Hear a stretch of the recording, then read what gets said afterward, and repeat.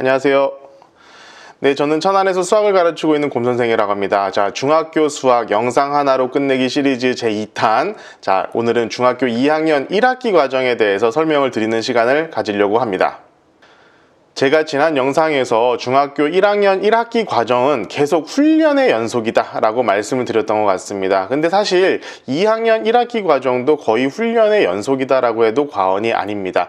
자, 여기서의 훈련의 중점은 3단원에 배우게 되는 부등식과 연립방정식에 있어요. 자, 물론 2단원에서 배우는 다항식과 단항식의 연산 이런 것들도 굉장히 중요하고 많은 연습이 필요한 건 맞습니다. 하지만 그냥 그 무게 중심 자체를 부등식과 연립방정식에 두는 것이 맞다라고 제가 이렇게 말씀드리는 거고요. 제 거짓말을 조금만 보탠다면은, 자, 부등식과 연립방정식까지를 마치면요, 앞으로 거의 모든 기본적인 수학 연산은 이제 가능해집니다.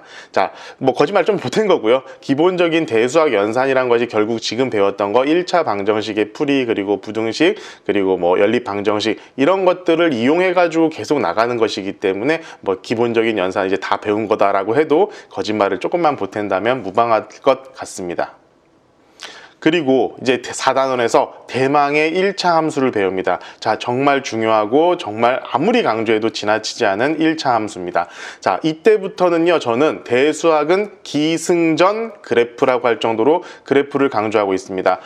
저희 학원에서 배우는 애들은 머리 귀에서 피가 날 정도로 들을 거예요. 그래프.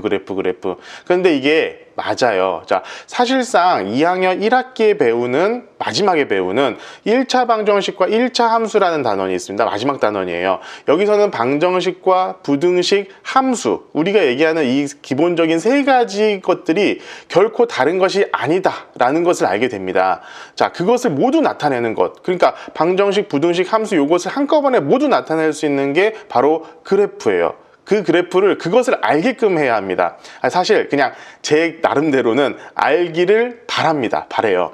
하지만 대부분 알지 못하고 지나가는 경우가 많기는 하죠. 자, 그래도 중요한 것은 뭐냐면은 학생들로 하여금, 자, 그래프라는 것이 해석하는 것이 너무나 중요하다라는 거 하나만큼은 머릿속에 박아두고 그러고 지나가는 시간이 반드시 필요한 것 같아요. 그리고 당연히 1차 함수의 그래프 그리는 거 연습은 정말 너무나 중요하기 때문에 많이 시킬 수밖에 없고요. 그냥 그래서 그래프를, 어떤 수식을 딱 보면은 그냥 그래프가 이런 모양, 대충 이런 모양이겠구나라는 것이 머릿속에 들어올 정도로, 물론 나중 되면 그게 다 되긴 하지만 중학교 2학년 수준에서 처음 1차 함수와 1차 함수의 그래프를 배우는 시점에서도 반드시 그 정도가 될 수 있도록 머릿속에 완전히 훈련이 되어야 있어야 된다고 저는 생각을 합니다. 그래서 저는 2학년 1학기가 마무리되는 시점에서는요, 이 관련한 강의를요 엄청 집중적으로 많이 해요. 이게 왜 그래프가 이런 모양이 되고, 이 그래프가 이런 모양이기 때문에 부등식으로 생각하면 이렇다, 함수로 생각하면 이렇다, 방정식으로 생각하면 이렇다라는 것을요 정말 너무나도 많이 제가 가르쳐주고 있거든요. 근데 이게 애들은 직접적으로 받아들이지는 못해요. 그렇지만 머릿속에 한 가지, 그래프라는 게 중요하다, 그래프라는 것을 해석할 수 있으면은 굉장히 문제를 쉽게 풀 수 있구나 라는 것 정도의 인지가 중학교 2학년 때 반드시 되어 있는 상태에서 상급 과정으로 넣어요. 특히나 이제 3학년 1학기 때 배우게 되는 2차 방정식, 2차 함수 같은 경우에는 그래프를 이용하지 못하면 굉장히 힘들어져요. 왜냐하면은 그때 그냥 배우는 것 정도로는 그냥 끝나지만, 그것이 고등 과정으로 넣어가지고 2차 부등식이라든가 2차 함수의 활용, 2차 함수와 1차 함수가 같이 만나고 이런 것들을 하나하나 해석하는 것들은 다 그래프의 영역입니다. 그래프를 알고 풀면은 굉장히 쉽게 풀릴 수 있다라는 것을 알게끔 하는 거. 그래프를 그릴 줄 알면은 내가 앞으로 수학하는 데에 편하다라는 것을 충분히 알고 넘어갈 수 있도록 하는 것이 굉장히 중요할 것 같아요. 사실 그리고 이 이후부터는 거의 모든 대수학 문제를 풀이하는데 저는 이제 그래프를 이용하기 시작합니다.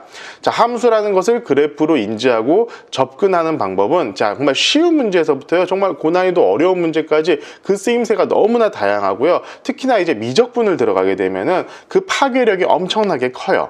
자, 그리고 수능에서요 고난이도 문제들 중에 많은 경우는요, 그래프를 너가 직접 그릴 수 있어? 그리고 해석할 수 있어? 그래프를 이렇게 막 움직일 건데 그거에 대해서 네가 생각해 볼 수 있어? 그런 것들을 물어보는 문제가 굉장히 많이 있어요. 그래서 지금 이때부터는 굉장히 그래프 많이 노래를 부르면서 최대한 많이 이해를 하고 갈 수 있도록 가르쳐 주고 있습니다. 자, 그럼 지난 영상과 마찬가지로 제가 프리젠테이션 파일을 보면서 설명을 이어갈 수 있도록 하겠습니다. 중학교 2학년 1학기 단원 구성은 다음과 같습니다. 자, 1단원은 유리수와 순환소수입니다.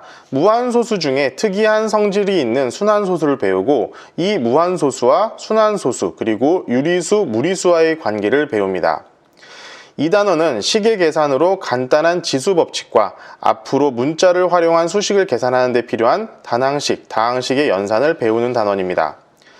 3단원은 부등식과 방정식으로 1차 부등식과 연립방정식을 배우고 풀 수 있도록 학습을 진행합니다. 자, 마지막 4단원은 1차 함수로 1차 함수의 그래프 그리고 마지막으로 조금 전 말씀드린 1차 방정식과 1차 함수의 관계에 대해서 배우게 됩니다. 자, 중학교 2학년 1학기 중 2단원과 3단원은 전적으로 훈련의 영역에 존재한다고 저는 생각을 하고요. 4단원 1차 함수는 충분한 개념의 이해를 바탕으로 훈련이 이루어져야 한다고 생각합니다. 자, 중학교 2학년 1학기 단원의 핵심은 저는 3단원과 4단원이라고 생각을 합니다. 자, 재미있는 것은요, 1학년 1학기 과정을 충실하게 소화한 학생들이 2학년 1학기 과정을 매우 수월하게 보내는 경향이 있습니다. 자, 특히나 1차 방정식과 1차 방정식의 활용, 2단원들을 정말 충분히 학습했던 학생들은 사실 결국 부등식과 연립방정식을 풀이하는 방법 자체가요, 근본적으로 다를 게 없어요. 그리고 1차 부등식이나 연립방정식의 활용에 있어서도 그 활용에 드는 상황 자체가 농도나 속도, 거리 등등 결국 1학년 때 배운 1차 방정식의 활용과 동일합니다. 그래서 1학년 때 과정을 조금 힘들더라도 충분히 많이 공부하고 올라온 학생들이 아주 수월하게 2학년 1학기 과정을 마치는 것을 많이 목격했었던 것 같습니다. 자, 그럼 각 단원별로 정리를 해볼 수 있도록 하겠습니다. 1단원 유리수와 순환소수는 중심적인 내용은 용어의 명확한 정리와 끝으로는 공식 암기라고 제가 적어 놓았는데요. 자, 이게 무슨 말인지 설명을 드릴 수 있도록 할게요. 자, 이 단원에서는요, 무한소수에 대해서 배웁니다. 자, 끝이 없는 소수죠. 그중 특이하게 순환소수, 그러니까 어떤 일정한 부분이 계속 반복되는 소수가 있어요. 그 소수에 대해서 배웁니다. 그런데 이게 재미있는 게 순환하는 무한소수는 유리수에 속하고 순환하지 않는 무한소수는 무리수에 속합니다. 자, 그것을 명확하게 배우는 단원입니다. 자, 그래서 학습에 있어서도 가장 중요한 것은 용어를 명확하게 정의 내릴 줄 알아야 하고 각각의 숫자들의 포함 관계를 잘 알아야 합니다. 자, 여기에 지금 밑에 보여드린 이런 포함 관계 도표를 머릿속에 반드시 암기를 하고 있어야 개념을 묻는 문제들, 학생들이 굉장히 어려워해요. 이것을 잘 풀 수가 있습니다. 자, 그리고 순환소수를 유리수로 변환하는 것은 공식을 먼저 암기하지 말고 그 원리를 반드시 손으로 풀 수 있도록 해야 됩니다. 이거 시험 문제, 단골 문제입니다. 자, 하지만 궁극적으로는 공식 암기가 필요합니다. 이게 왜 그러냐면요, 3학년 되면 이게 뜬금없이 다시 나와요. 그런데 애들이 다 까먹었을 때 갑자기 등장을 해버립니다. 그래서 공식을 정확히 암기하도록 지도해 주는 것도 필요합니다. 자, 그래서 위에서 끝으로는 공식 암기라는 표현을 했던 것입니다. 자, 다음으로 학생들이 어려워하는 문제입니다. 자, 용어의 정의를 묻는 문제, 이거 학생들이 정말 어려워해요. 문제 한번 보세요. 애매해요. 여러 가지 중에요, 확실한 거 한 개 있습니다. 그리고 애매한 거 두어 개가 또 있습니다. 항상 이런 식이에요. 자, 이것은 아까 말씀드렸지만 정의를 좀 명확하게 이해를 하고 아까 보여드렸던 간단한 그 도표를 잘 암기하고 있어야만 해결이 가능할 것입니다. 자, 두 번째는요, 순환소수를 유리수로 바꾸는 것을 이해하는지를 묻는 문제입니다. 자, 위에서 말씀드린 대로 그 원리를 반드시 정확히 알고 이해를 하고 있는 상태에서 문제를 풀어야 하는 이유입니다. 이것도 시험 문제, 단골 문제입니다. 무조건 한 문제 나온다라고 보시면 될 것 같아요. 자, 그리고 이게 0.999999, 예, 요거 같은 게 1과 같다, 이 정도를 이해하고 있으면 좋을 것 같아요. 이게 사실은 조금 미묘한 부분이 있어요. 사실 지금 중학교 2학년 수준에서 이해하기 좀 어려운 부분도 있기는 있는데요. 이것은 받아들이긴 힘들지만 그냥 그러려니 하는 것도 좀 필요합니다. 이제 결국엔 좀 극한의 개념이란 것을 알아야 하는데 아직 그런 것을 알기는 힘들기 때문에 그렇습니다. 자, 2단원은요, 식의 계산입니다. 계산은 저는 단 한 가지밖에 없는 것 같아요. 절차를 정확히 지켜서 세로로 계산하는 습관, 이것이 처음이자 끝이라고 저는 생각합니다. 자, 2단원도 결코 다르지 않습니다. 자, 배우는 것들은 지수법칙과 다항식, 단항식의 계산입니다. 가장 중요한 것은 지수법칙을 명확히 이해한 상태에서 수식을 정확히 차근히 계산하는 거라고 저는 생각을 합니다. 자, 이때 보세요. 아래에 있는 문제들을 보시면요, 복잡해요. 자, 이런 문제들을 풀 때 얼마나 철저하게 정확하게 풀이하느냐가 중요합니다. 자, 그린 다음에 덧셈과 뺄셈에서는요, 동류항을 명확하게 구분하고 계산하는 것이 중요합니다. 자, 이거 밑에 있는 수식 보세요. 되게 복잡하죠? 자, 지수법칙을 명확히 이해하고 그 상태에서 수식을 정확히 쓰고 차근하게 계산하는 것, 제가 이거 2번 말씀드리고 있습니다. 자, 어려울 것은 없어요. 그런데 이것은 항상 뭐가 문제냐? 실수가 많이 나옵니다. 실수. 자, 지수법칙을 정확하게 이해를 하지 못해서 발생하는 또 계산 오류도 많아요. 자, 방법은 단 하나입니다. 많이 손으로 풀되 정확히 쓰면서 푸세요. 자, 방법은 정말 단 하나, 이거밖에 없습니다. 열심히 손풀이 해보는 것밖에는 방법이 없습니다. 자, 3단원 부등식과 방정식입니다. 자, 부등식과 연립 방정식을 배우는 단원인데요. 앞에서도 말씀을 드렸지만 충분한 연습과 훈련이 병행되어야 하는 단원입니다. 자, 배우는 내용은 말씀드린 바와 같이 부등식, 특히 부등식에서 말하는 해의 의미를 정확히 알아야 합니다. 자, 미지수가 2개인 연립 1차 방정식의 여러 가지 풀이법도 익히게 됩니다. 제가 배울 때 가장 강조하는 부분이 부등식의 해는 범위로 나타난다. 부등식의 해는 범위가 나타난다. 방정식처럼 어느 한 값이 딱 나오는 게 아니에요. 범위로 나타나고 그 범위로 답을 표현해야 한다는 점입니다.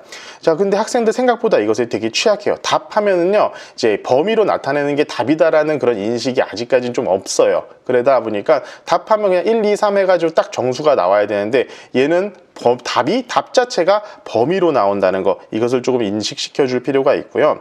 그리고 또 하나 반드시 아래 그림처럼 수직선의 범위를 표시하도록 지도하고 있습니다. 그렇게 지도해 주셔야 돼요. 자, 이러한 방식은요, 복잡한 부등식을 풀 때 시각적으로 금방 답을 확인할 수 있는 역할을 합니다. 그리고 이것에 익숙해져야만 고등과정의 복잡한 부등식의 값도 그 값의 범위를 쉽게 판단할 수 있기 때문에 반드시 수직선에 표현하고 그 표현된 것을 잘 해석할 수 있도록 지도하셔야 합니다. 그리고 이제 포함 관계인데요. 이 어떤 수가 이상이냐 초과이냐에 따라서 해당 숫자를 포함할 수도 그렇지 않을 수도 있다는 점을 잘 이해시켜 줄 필요가 있습니다. 사실 이것은 엄밀하게 말하면 고등과정의 좀 극한 개념을 알아야 제대로 이해가 되는 부분이기는 해요. 하지만 일단 포함이 되는 거다, 아니다 라는 것에 대한 명확한 인식은 가질 필요가 있다라고 저는 생각을 합니다. 자, 그리고 연립방정식에서 여러 가지 풀이법이나 풀이 과정을 명확히 하는 것이야 두말하면 제가 봤을 땐 귀가 아픈 얘기고요. 저는 추가적으로 요 얘기를 해주고 있어요. 미지수가 2개이면요 2개의식이 필요하다. 그래야 답을 구할 수 있다, 이거예요. 이런 것을 반드시 알려주고 있습니다. 자, 이게 어떤 얘기가 되냐면은 미지수가 만약 3개라면요 수식이 3개가 주어져야만 미지수를 구할 수 있다라는 얘기이기도 해요, 사실.